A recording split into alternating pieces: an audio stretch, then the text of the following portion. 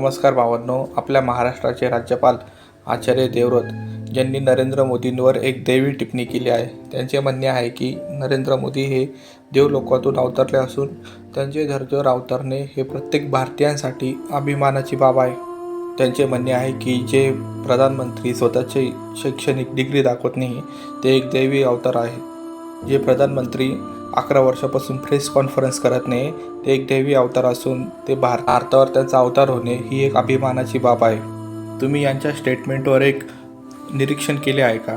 आपल्या पंतप्रधानला असेच लोक आवडतात जे त्यांची चाटुकारिता करतात किंवा जे त्यांची बडायक्या करतात. ते अशाच लोकांना मोठमोठ्या पदांवर ठेवतात. हिटलरला पण असेच लोक आवडायचे जे त्याचे कौतुक करायचे आणि तो अशाच लोकांना मोठमोठ्या पदावर ठेवायचा. शेवटी काय झाले आपल्याला माहिती आहे, हिटलरचा काही इतिहास आहे. म्हणून या लोकांनी हे असे कामं सोडावे आणि भारताच्या उन्नतीसाठी काम करावे आणि भारताला एक विकसित राष्ट्र बनवावे. धन्यवाद.